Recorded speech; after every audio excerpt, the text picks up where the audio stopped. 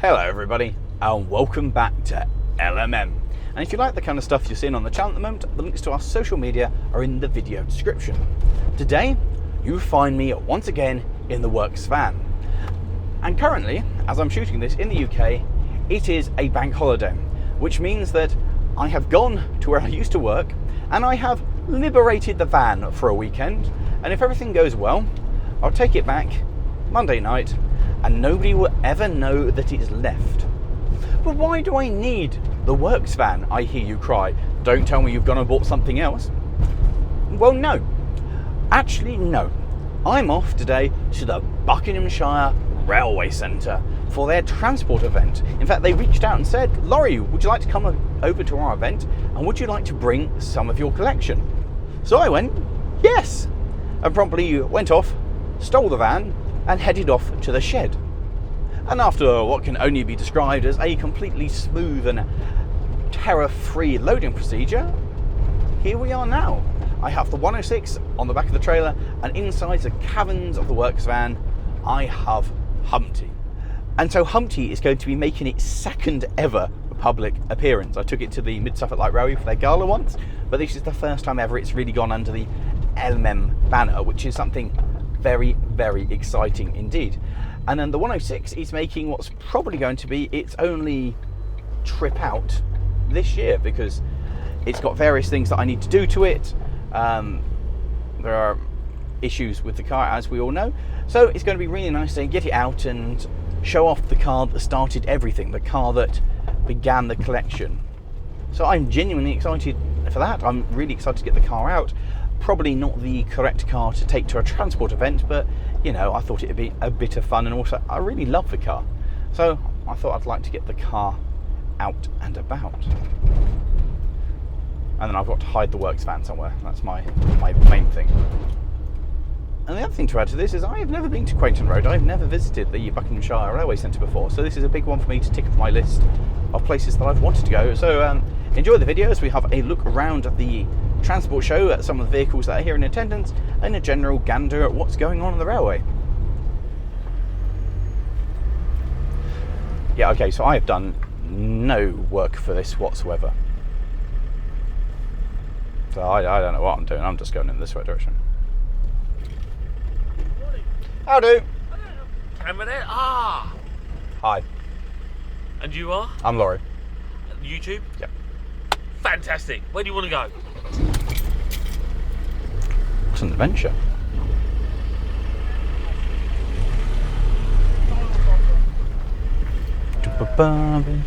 Just try not to take the camera out with the... Oh, there we go, we're through there.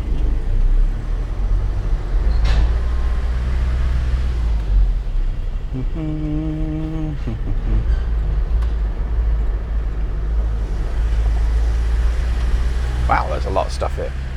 And I didn't realise how much I enjoyed driving into museums. What the hell is that? Did not know that was a thing. So this is a 25NC, built by North British for the South African Railway. It runs on Cape gauge, which is 3'6", over a foot less than standard, despite having a loading gauge far exceeding what we have here in the UK. And it is massive. So other things that are kind of noteworthy on this are the fact that it's vacuum braked, and so massive vacuum cylinder on the side, and then also the tender over there is braked as well. And all of this is roller bearings through there as well. Very cool. And with that, it was time to offload. So based on the challenges of getting this on, I found a really convenient little ramp. And so the little ramp behind me means that I can just go straight off.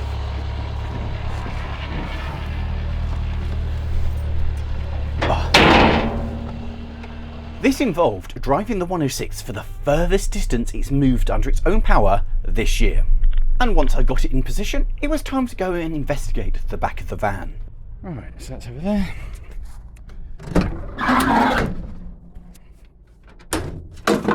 WD-40. I see no problems with offloading this.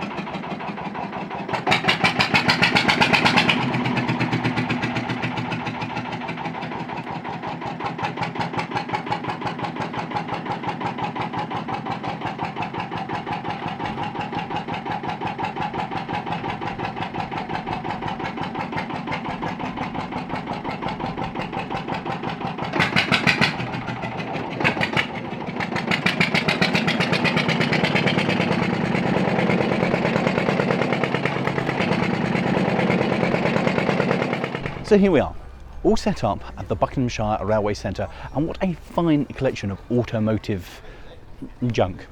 The 106 is enjoying the sunshine for the first time in a very long time. It's had a clean and everything, and Humpty is just, well, amazed that a dump truck is drawing so much attention. Everyone keeps looking at it. A lot of people don't kind of realise the significance of it or what the LMM is. They're like, oh, that dump truck's proper cool. So with that, we're going to have a bit of a gander around here and the stuff that's going on. It's, if you haven't been, it's an absolutely massive setup here. I didn't realise how big it is. Once you get yourself some elevation, you really get a sense of how big the site here is and how it really lends itself to exhibitors coming along to display their vehicles. The site is jammed full of heritage and rolling stock and has some amazing features, like the very impressive booking office that you can see now, which has a very nice little cafe in it. It's unusual to have a railway that has multiple trains operating from different platforms. There is just so much stuff to see here. It's absolutely amazing. As is the fact that the site just keeps on going. When you think that you've seen all of it, there's just more to see. It's outstanding. And one of the most unusual things about the site is that the railway that you can see now, this is still owned by Network Rail, and it splits the site in two. We're going to start off with the stuff that's closest to where I'm parked up, and that's these. Now that is an Egyptian steam-powered rail car, which is quite interesting, very, well, different. I never thought I'd see something like that in the UK, certainly. And then next door to it we have a standard DMU of class I can't remember DMUs. And then this is underground stock, yeah. So it's a veritable feast of very different things all sat next door to each other. And all three units are having work done to them. I want to see that run, that one there. That's something very special indeed. And then I got distracted by this.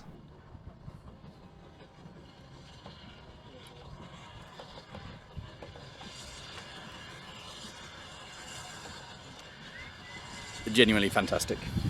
There are also a number of miniatures in operation.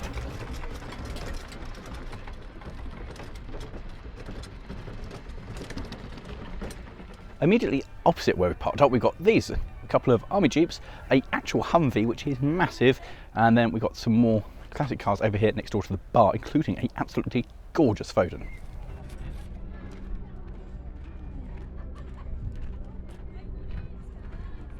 So moving away from where I am, and in this way direction, we have the classic car lineup. Particularly there's an E-Type here next door to my dump truck, giving you a very stark opposite ends of the scale of value. Very expensive classic car, ridiculously cheap dump truck. But yeah, there's a really nice lineup of stuff up there, including things like a 2CV, which I really do like, and of course MGB GT.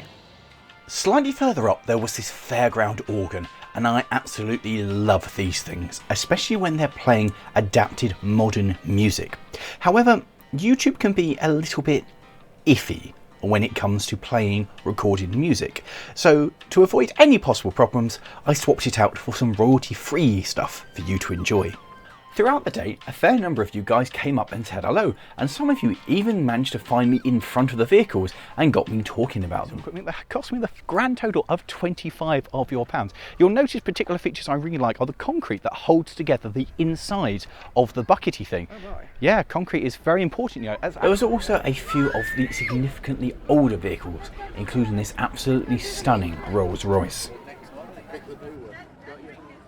So everywhere I go, there's always a muggy miner, and most sickeningly, it looks lovely, and mine is just a pile of rot at the moment, but I like this as well. Mine's duck egg, that's a much nicer blue, and in one piece, and that's just upsetting.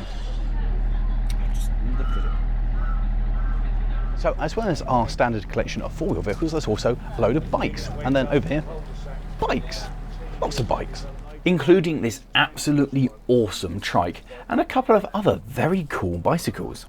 So Quainton Road is well known as being a society that's split in two halves, quite literally either side of the line here, which means that you have trains operating over on that side and trains that operate on this side. Most excitingly though at the moment is that the railway that once split the site in two is, well, becoming non-existent, and that's because just up that way is HS2. But the society own the railway going in that way direction, so there are big hopes at the moment they're going to be able to access this section down here, which means that they'll be able to actually run trains from one side of the site to the other site, which means there'll be no more needing a lorry to move stuff from there to there. So very, very big and exciting times, and also big hopes that they're going to be able to also go that way down the line as well. So really, really exciting and big times here. So it turns out I didn't bring the only dump truck to the display. Now admittedly this is the coal hauling device for the railway, so coal's in that, it goes into those wheelbarrow things there, and then when the train comes into the platform, the coal is transferred via wheelbarrow to the bunker. But I like the fact that I didn't bring the only one that's out here on display. I think that's kind of special. Also, it's a freight, it's like the one that we started last year now? A while back, which all you guys enjoyed seeing me and Matt try. But yeah, very, very similar. A bit bigger, but similar thing. Same company that made it. And of course, being a special event day, both of the railways were in operation, with the trains being hauled on this side by Hudwell Clark 1742 of 1946, named Millum, which is actually a rather attractive little locomotive. And when the crew said to me, "Hey, do you want to come with us for a ride?" I obviously thought about it long and hard before going, yes!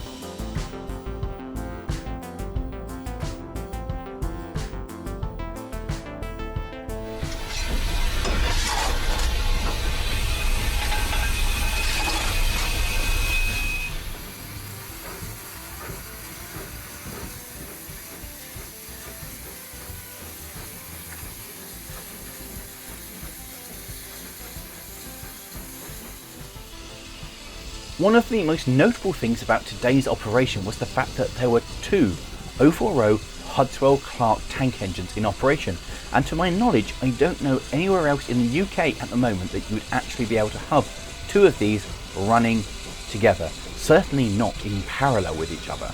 So this was actually something really, really special, and to be able to get on the footplate and sample it for myself was an absolutely magnificent experience, and I'm indebted to the crew for letting me come for a ride.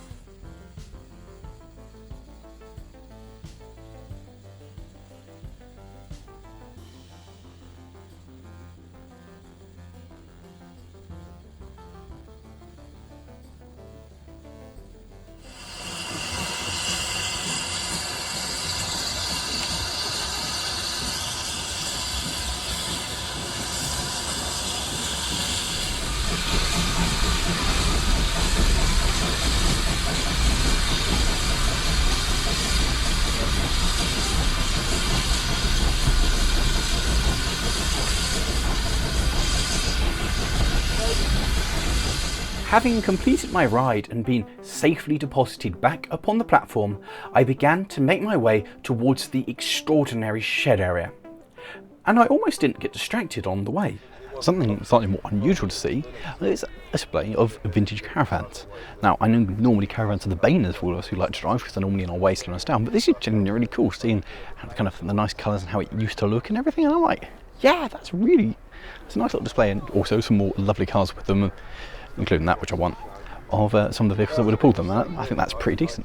There was also a collection of fire engines out on display, including this absolutely lovely Dennis. Behind me, this is the restoration workshop and running shed. Quite a big space, and unfortunately this is no public access. But then I asked and said, going to go for a look round, and they went, sure. So let's go into here next and have a look around the stuff that the public don't normally get to see. And I'm 90% sure that that one came from Chatham. And then Gervais, was a steam engine, then became a Sentinel. Very weird looking thing. What was last at Elsie Car. I didn't know that it ended up here. Super strange little Sentinel. Oh, super strange machine. Very cool though. Right, so for all of you who keep talking about my 48, and when we discuss it and say that my 48 is one of the smallest standard gauge locomotives, and a lot of you guys will suggest this, which is the mortal remains of the flying buffer beam, which is just fantastic because the footplate is here. You can see the height of it underneath the buffer beam there. It's just an outstanding steam locomotive. It's been under overhaul now for some time, but it's magnificent. I can confirm my 48 is indeed shorter than it. Also, look at the size of the driving wheels. It's a wonderfully twee little thing. Also, over here is Met 1, and this is a locomotive I have had the opportunity to fire a couple of times when it was at the Epinonga Railway, when I was part of them, and I really enjoyed my days out on it. It was a cracking piece of kit, and a bit weird to see it now in bits, because it doesn't seem like that long ago that I was actually on it. However, on this subject of absolutely tiny locomotives, we've got this Hibbert, which I didn't know existed. But I mean, seriously, if we come back here, just the length of the frames are, this I think is definitely shorter than my 48. This is absolutely mind-bogglingly small. It's a dinky toy. That's what this is, and I want it. I genuinely want this. In terms of strange looking things, there's not much that really is odder than the appearance of 4 buffers on a single buffer beam. Now, this was obviously designed, and it's got 2 drawbars as well. This was obviously designed to shunt wagons which were very low through. I can't remember what it was now off the top of my head. Somebody in the comments will tell me, but the idea was that you had those buffers for work in normal stock and those buffers for work in the specialist wagons for wherever it worked. But a stunning looking thing, and I believe just come out of ticket as well. But yeah, it's a wonderful, wonderful shed they've got here. I'm full of so many things and got plenty of facilities and just so much going on. It's absolutely magnificent. So what we have here is for all of the fans of a certain blue tank engine, I present to you your nightmare. This is a certain number 1 in bits. Is it the end of the road for certain blue tank engine? Maybe. Right, Ruston 88, the big brother of my own 48. Really nice in this red as well. Love the livery. And you can kind of see this very similar design of the shape of the panels, the doors, the windows, all of it very similar, just bigger. Also, this one's the one that's fitted with the extra side weights. You can see it there and there of extra weight for more adhesion. Also, one of the most complicated things to drive. Like Ruston 48s, lovely drive. 165s, fine. 88s, Ruston just had an off day. This is genuinely impressive. This is a magnificent, wheels. So that's a London South Western Railway wheel, but notice the fact that it is wooden with a metal tyre on it, because that's the way we should make wheels, and then they became metally wheels. This is huge. So that's a horse, for those of you who don't know, that's an animal. That's a Wickham trolley, got one of those at Mid-Suffolk. That's the trailer. That's a velocipede, and I'll put in a clip coming up now of me on a velocipede looking like I'm about to die, because it's hard work. Pump trolley, or dandy dancer or something you call them in America. Forgive me if I got that wrong. Stuff, many signs. That's part of the post train. That was underground automated system in London for delivering mail. Very, very cool. And I think there's now a railway open for it as well. A tube, because tube. I don't know what this does, but there's lots of nice hands-on stuff here, and I don't know what it does, but I like hands-on stuff. That does nothing. That does nothing. Yes, buttons. I like buttons. There is an awful lot of stuff here. Model railway stuff. Let's go look at that. This is so I'm giving a very quick tour around this, and I can just recommend coming and having a look yourself, because I am not doing it justice at all. And there is an awful lot of stuff here, but this is a genuinely impressive museum. A ticket office, which is kind of cool. Then, now this is genuinely cool. This is genuinely better than the NRM. So we've got lots of wagons and vans open here that have got realistic loads, and so you can sample for yourself what they are, and things like coal scattered there. But everything's undercover, and so it's in good condition, and it's really rare these days to see rolling stock in this kind of condition that's well looked after in the dry. And it's important for all of us in our combined heritage to be able to kind of see these things and appreciate them as they should be. There's videos so you can sit and watch stuff, and then the obligatory steam engine that you can go on and pretend you're a driver. So now I can pretend I'm a driver. So I can be on here and be like, the regulation, open up and reverse it. Everything's locked in place, so I can't. But I like this one, everything's labelled on the back head so you can see what stuff is, so the next generation can come along and understand some of it. Although an engine that's cold is nothing compared to one that's hot, but still kind of a nice thing. However, the engine that's next door that I've just spied is absolutely marvellous. There are many things that I've featured on the channel so far, but nothing quite... there are no words. This is the single biggest health and safety risk I think I've ever seen on a machine. Let's just look at the size of that chain coming off this. So it's an Aveling and Porter. So this is similar to Cerophyte and Synonym and Vincent. And it is tiny. So this is the original engine that worked the Brill tramway, which kind of left from the platform just over there. And so the chain goes down under both wheels and back up.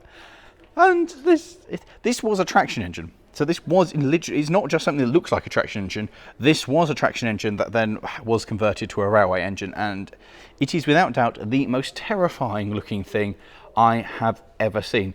And more than anything else, I think look, it's got the tender of the back of, and then just a buffer beam bolted on the back.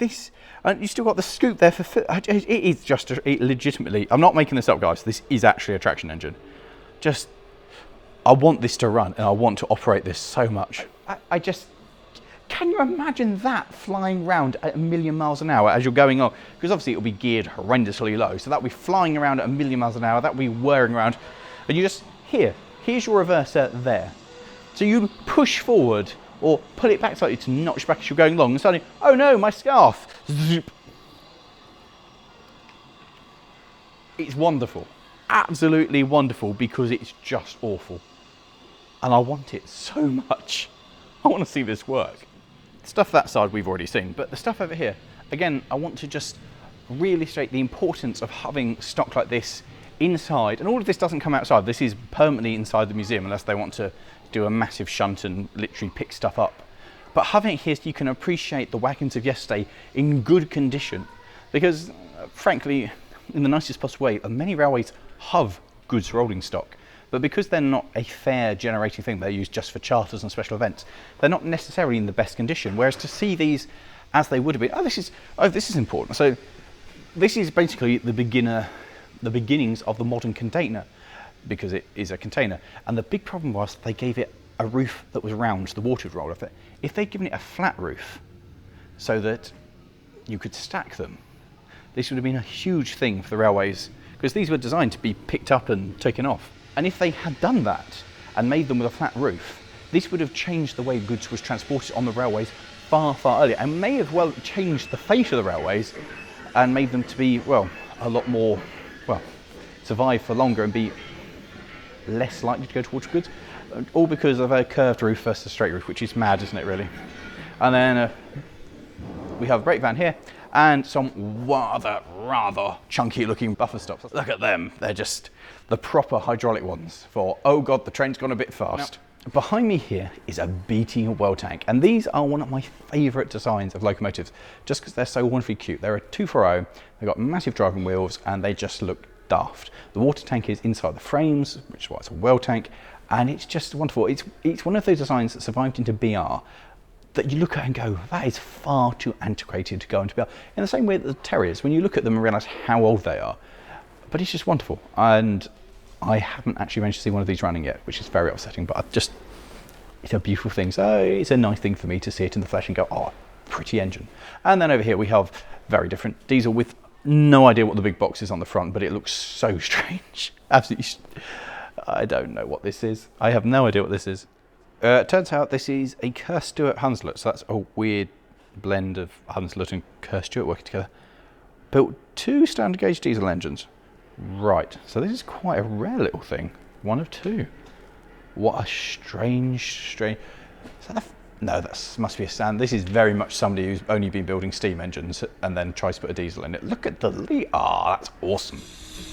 Heading back across, I was in time to see the train on this side of the site leaving.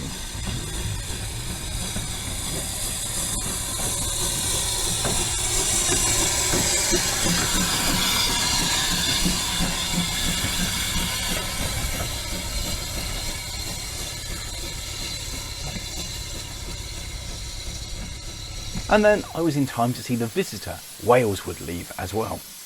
And then I continued up the site for a little bit more of an explore. Ooh. Ooh, well that's... Did not expect to find a hall in here. Not a hall that's needs quite a bit of work. Well, like motion. I mean, what they've done looks stunning, but a long way to go. Like, quite a large amount of money is needed to fill this gap here. What a cracking thing. I had absolutely no idea that was here. If the line ever extends and goes further, this will be quite spectacular. Heading back outside, I came across the railway's austerity, part of the most numerous preserved class of steam locomotives in the UK, and I love them. I also came across this Ruston 165DE that you can see because it doesn't have the jack shaft just over there.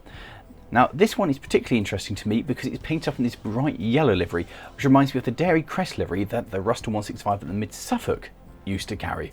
And I think it looks very smart. Then I went and found the miniature railway.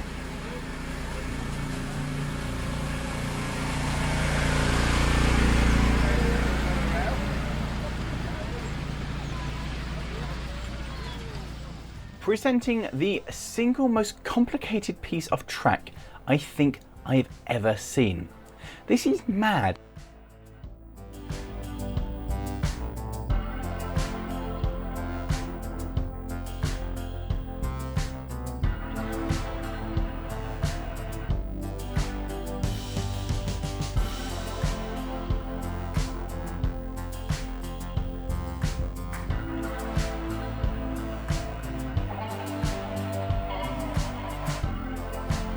Presenting my anti-child solution to stop children from climbing on Humpty. So now that I've removed the anti-child devices, it's time for us to disappear and to go... Oh, for God's sake, Ade. Really? When on earth did you manage to do this? And so that brings us to the end of the day here at the Buckinghamshire Railway Centre, and frankly it has been a lovely day during their transport event. There's been plenty of interest in Humpty and the 106, and a load of you guys came over to say hello. So to all of you who did, hi, thanks for coming over, it was great to meet you. And for those of you who didn't, come and say hi next time. And if you want more information on the Buckinghamshire Railway Centre, links to their website are in the video description, and I highly recommend a visit. The museum is amazing. I'm just sad that I didn't have more time to walk around it and do it some justice. But genuinely a very, very impressive place. And there's so much stock and stuff here. It's a good day out. So I recommend that. And with that, I've got the van over there. So all I've got to do is to fire this up and get it back on, which is just simply the reverse of offloading, right? Oh, for God's sake, Ade. Thanks for watching, and see you next time. Sure.